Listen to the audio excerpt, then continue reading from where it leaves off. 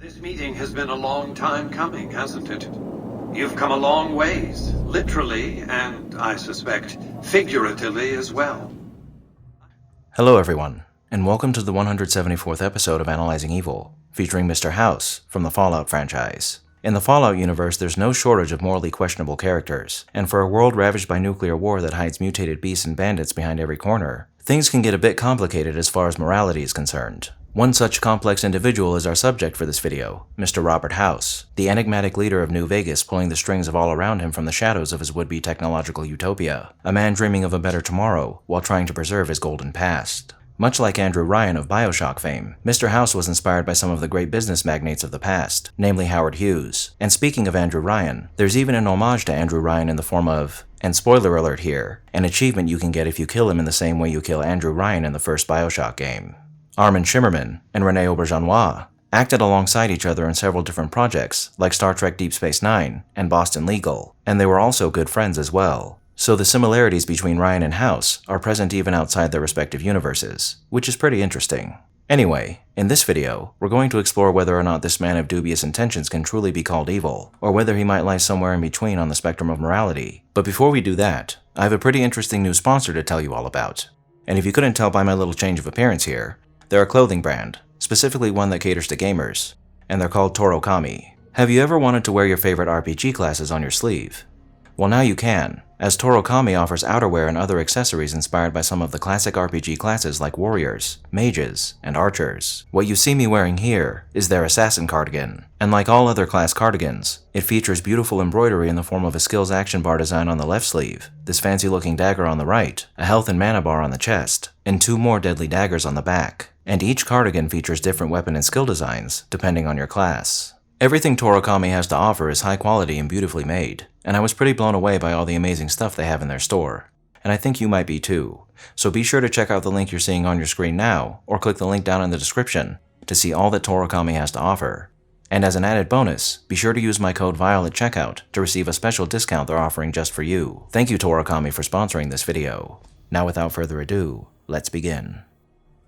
Robert Edwin House was born on June 25, 2020 in or around the Las Vegas area to unnamed wealthy parents who owned a company known as H&H Tools. At the age of 2, Robert's parents died in an autogyro accident after their autogyro was struck by lightning, leaving Robert and his elder half-brother Anthony orphaned. Anthony would later conspire to cheat Robert out of any inheritance he might have received from his father's estate by claiming that Robert, who might have been a bastard, was not really family. Orphaned and deprived of the life of luxury he might have had his parents not passed, things were likely quite rough for Robert growing up. However, Robert had a distinct advantage that ensured his life would turn out just fine regardless of his brother's machinations, that being the fact that Robert House was a genius. At some point in his teens, whether that be before one regularly graduates high school due to his advanced intelligence, or at the age of 18, Robert was accepted into the Commonwealth Institute of Technology, or CIT, in Massachusetts, which is the Fallout equivalent of the prestigious MIT in our universe. Now, it's reasonable to assume that Robert graduated high school early, as after he completed his schooling at CIT, he went on to found RobCo Industries when he was only 22 in 2042. And in just 5 years, Robert would elevate his fledgling company to the most dominant robotics corporation in the world, and one of the most profitable at that. For the next 30 years, Robert House would oversee the expansion of a technological empire that would dip its hand into everything from household robotics and personal computer operating systems to military-grade robotics, weaponry, and operating systems. And by the time the Great War began in 2077, most computers and robotics in the United States and other friendly nations were operating with RobCo software or machinery. Much of this success can be attributed to RobCo's products, which revolutionized the robotics and software industries on all fronts. But there are a few other factors that helped RobCo become as successful as it did, like Mr. House's shrewd business acumen and his aggressive business tactics. Robert organized his company into what one Jenny DeSoto described in an email you can find on a terminal in the H&H Tools factory as a maze. And much like the enigma that House was when he ruled over New Vegas, he maintained much the same persona prior to the Great War, enabling the proprietary secrets of RobCo to stay secure and all business endeavors bereft of corruption and outside manipulation.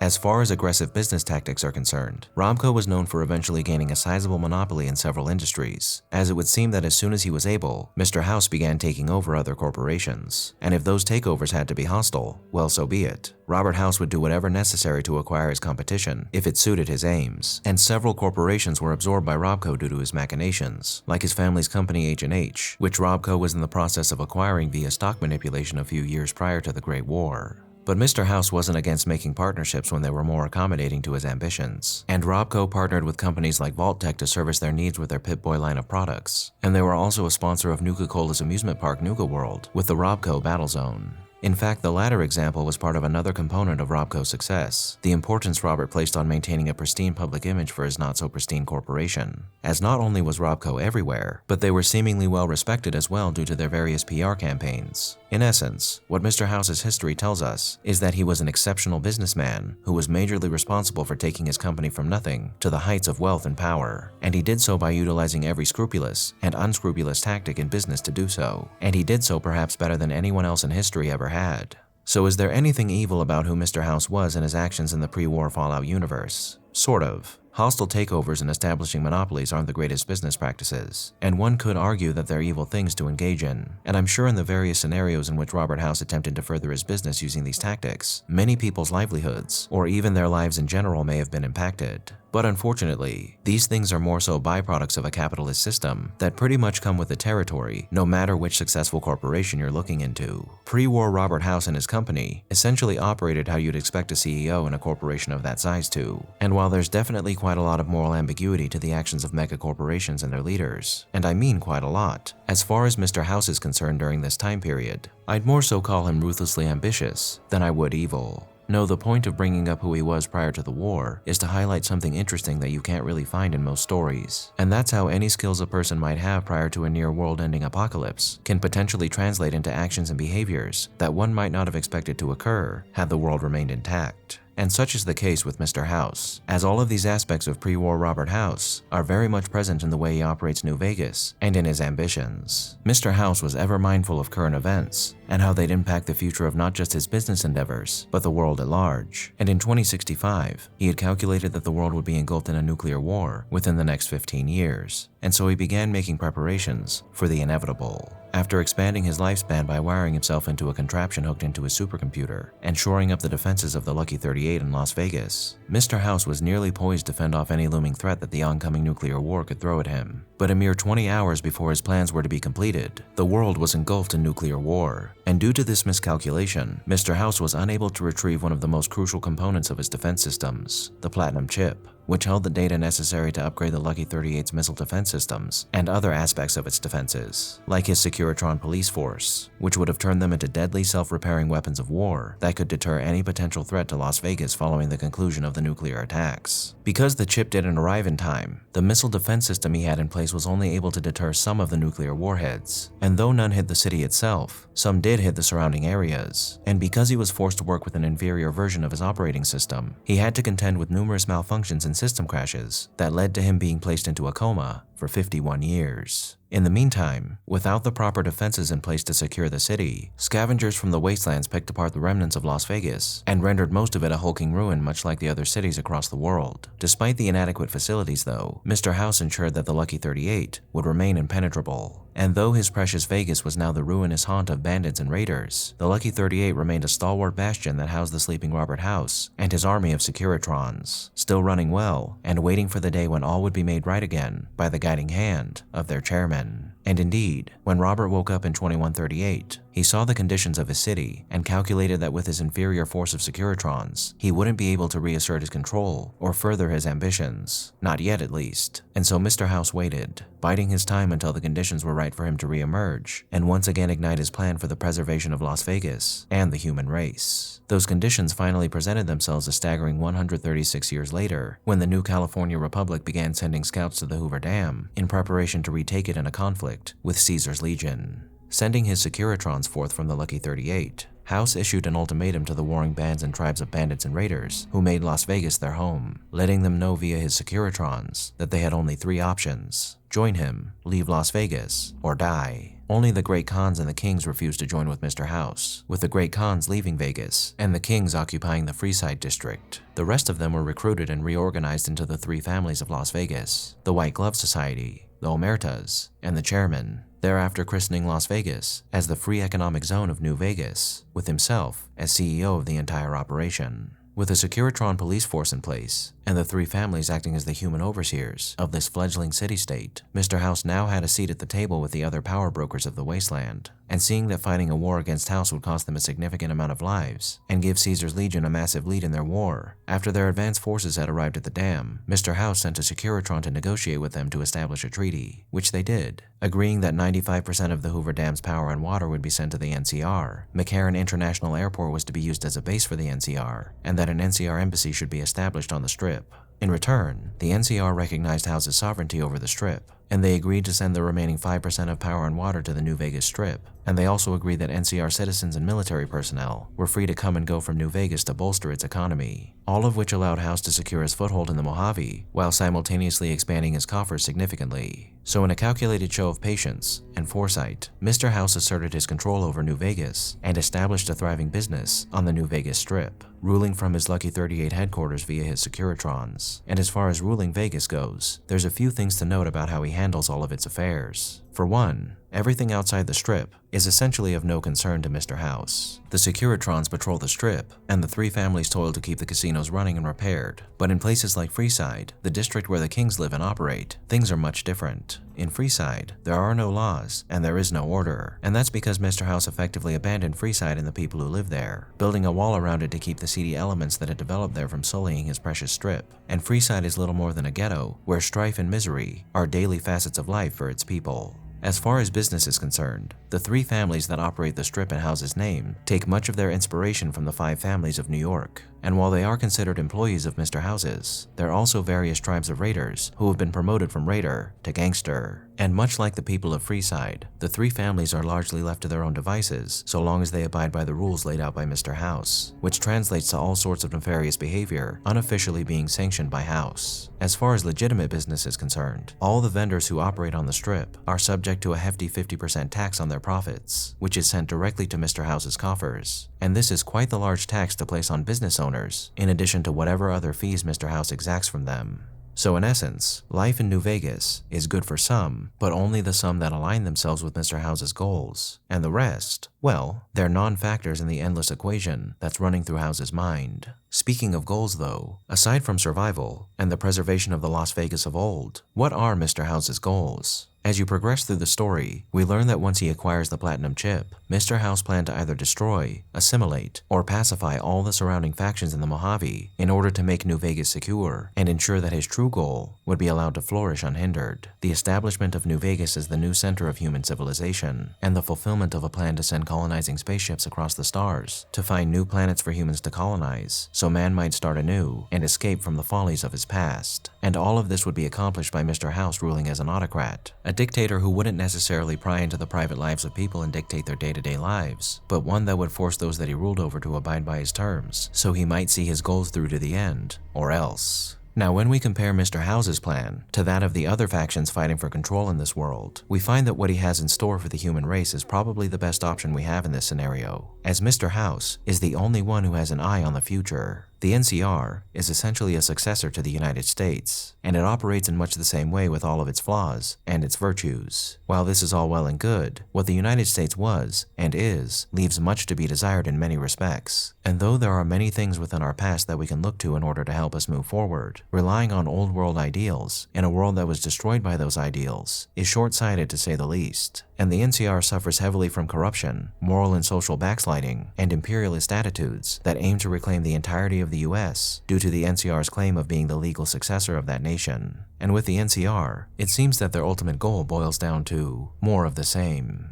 Caesar's Legion is far worse because it takes its inspiration from a time in the past when horrific traditions and practices were still in place, namely the presence of totalitarian dictatorial empires and slavery. Even in our still intact society, we can look to the past for inspiration on how to solve some of the problems we face today, and there's a lot to admire about the old Roman Empire. But gazing back into history and taking from the Roman Empire its use of slaves, authoritarian governmental system, and its highly imperialistic military structure that sought to subjugate all around them for the benefit of the empire and its elites, is a regression that's far more harmful to humanity than anything the NCR could ever hope to achieve. So between these two, Mr. House's solution to humanity's woes seems like the best option here. However, just because it's the best option doesn't mean it's a good option. As you progress through the story according to Mr. House's wishes, it becomes very apparent that his ruthless business tactics have translated into ruthless governmental action. As you fulfill the tasks he set out for you, you'll find yourself presented with options to pacify certain organizations like the Boomers or the Omertas, as well as individuals like Benny. But Mr. House doesn't really care whether or not you convince them to join him, or if you kill them all to stop them from going against him.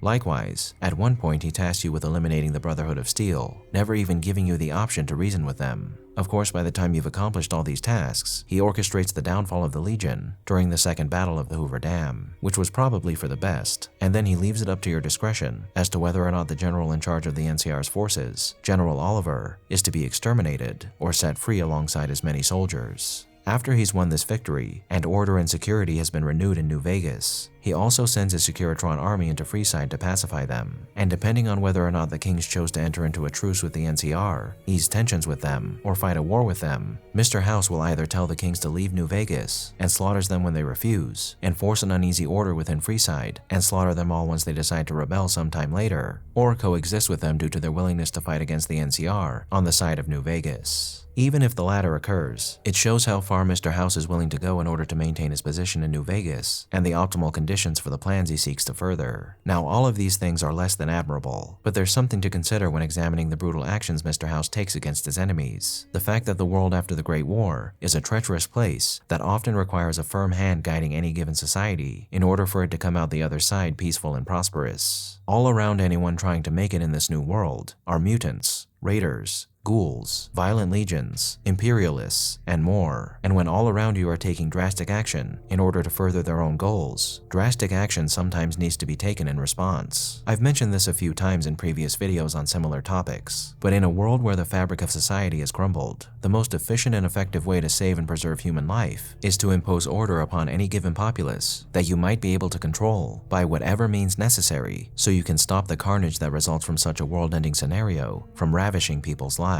This is especially important in the aftermath of an apocalypse, but it's equally as important later on when things have calmed down a bit and you're trying to rebuild the world. In the Fallout universe, even after over 200 years, things haven't really calmed down all too much, and Mr. House's willingness to take such drastic measures to ensure his vision for the restoration of the human species succeeds could be considered morally justifiable. However, one thing to note is that when Mr. House is explaining to us that he saved Vegas, he says that when he was running his calculations prior to shoring up its defenses, he realized that he could save Vegas, but not the entire world. That's all well and good, but he also adds that he didn't care to save the entire world either. Now obviously if he was incapable of doing so, there's no reason to fault him for not saving more than just Vegas. But his apathetic attitude towards the world at large is something that's key to who Mr. House is. As though he's concerned with the overall well-being of humanity and the future of the human species, he's also more than willing to crack a few eggs if he needs to in order to ensure that happens. And while this is translated to him targeting organizations and people who might deserve to be dealt with, like the Legion, it could also easily devolve into the murder of innocent people who attempt to defy his totalitarian rule. And as I mentioned earlier, just because Mr. House has established a successful society in the wastelands doesn't mean everyone is going to benefit from it, as I imagine there'd be plenty more Freeside-style ghettos popping up as the years pass by. Another problem with Mr. House's leadership style is that he inspires little love in the people that he lords over, let alone those outside his domain. And it's honestly quite hard for your average person to love a Big Brother-esque figure who you never see in person or receive any sort of meaningful interaction from outside of ultimatums that are delivered via Securitron. And there are a few who work for him or live under him that are actually enthusiastic about his leadership.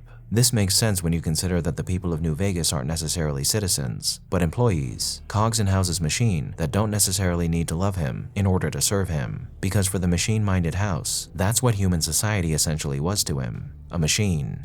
So long as each individual part was doing its job and not messing with the system and its functions, they remained out of Mr. House's radar. He didn't really care what people did with their own time. He only cared that they follow his rules and acted in accordance with his laws, so he might be able to achieve his goals of reaching the stars and giving humanity a fresh start. In the world of Mr. House, the strong survive, the weak perish, and the loyal only remain loyal so long as their own ambitions are being served. As highly organized and calculating as Mr. House seems to be, I have no doubt that over the 100 or perhaps hundreds of years it would take for a society to reach a level where they could colonize the stars, many atrocities would occur in the name of social stability and progress, and the subversive elements within his city that Mr. House would undoubtedly have to deal with over those years would only heighten the probability that he would need to take horrific actions in order to maintain his power base. Another thing to consider is that Mr. House, while being mindful of the future and the necessary steps he needs to take in order to repair humanity and prevent past mistakes from occurring, is still very much ingrained in the past and past ways of thinking. While it's not a bad thing to preserve the past, the seedier elements of that past that Mr. House seems to love and is willing to entertain are not things that one needs to bring into the future. And while Las Vegas is a glitzy paradise of fun and debauchery, idolizing elements like its criminal past and laissez-faire attitude towards crime and corruption aren't going to help humans move past their mistakes. In a similar vein, how is Mr. House's autocratic ruling style going to play out once he eventually launches colonizers into space? Is he going to wire himself into every gadget they have to ensure everything goes smoothly, or are they going to take everything they've learned from this totalitarian leader and the elements of the past he was willing to entertain and corrupt anything they establish with old world ideas that will bring as much doom to them as it brought to the humans of Earth? In many ways, Mr. House's organization is essentially a more sophisticated and forward-thinking version of the NCR. He still takes inspiration from the past, but he's more so trying to build a better future by using past practices as a tool to use in shaping that future, not a rule that's going to continue to dictate how future events are carried out.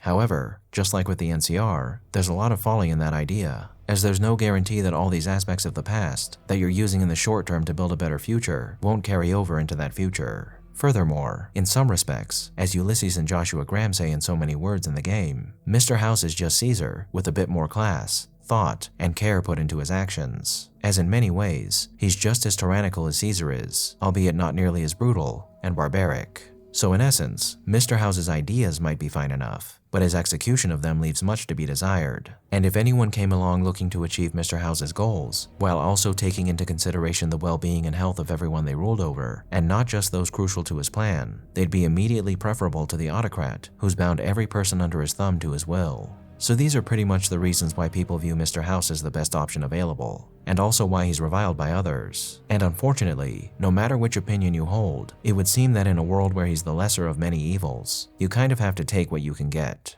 However, that doesn't mean that everyone in this universe needs to bow to the will of Mr. House for all eternity and never take steps to better their world and supplant him with something better. At one point in this story, Mr. House points out that democracy is what got them to the point they're at, and that democratic forms of government aren't effective enough to ensure that what happened in the past won't happen again. And yes, as I said earlier, in the short term that might be true, but to place all the power into the hands of one man and trust him with the fate of all humanity is bound to come with some heavy repercussions for all involved. And while democracy certainly has its flaws, especially when you consider that in this universe, the Enclave had perverted democracy to serve their own nefarious ambitions, this makes Mr. House's distrust in democracy not unfounded. But cutting out the input of your fellow man in favor of one man deciding what's best for everyone else is in no way a good course of action to pursue. And again, Mr. House, despite his noble ambitions, is more than worthy of being taken down a peg when the opportunity arises, so humans might be both prosperous and free, not one or the other. Ultimately, whether Mr. House deserves to be considered one of the most vile individuals in the Fallout universe, or the most virtuous despite his flaws, is dictated by your own worldview and your attitudes on the various morally questionable actions House takes in this story. And there's likely never going to be a definitive consensus on just exactly how evil Mr. House is. With all that we've discussed so far in mind, I would say that it's folly to claim that everything he does is righteous, and that he's an infallible character who deserves only to be admired. But it's equally as foolish to claim that he's an abhorrent villain who has nothing to offer this broken world but more villainy and suffering. But that's the beauty of the Fallout universe. Oftentimes you'll find yourself not with villains and heroes, but flawed people in a flawed and broken world, looking to make the best of what they've been given. And whether you choose to see his ambitions through to the end, or bash him over the head with a golf club, Mr. House will ever remain one of the most morally intriguing characters that was ever created.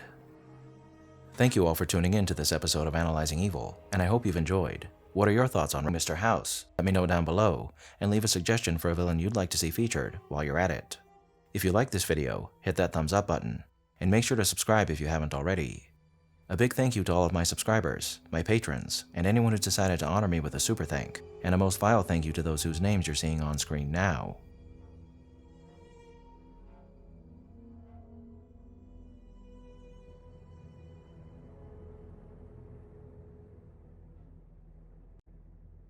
Join the channel's Discord server and subreddit to interact with myself and the community, and follow me on the social media platforms listed below to keep up with the channel. As always, thanks for watching, and I'll be seeing you soon.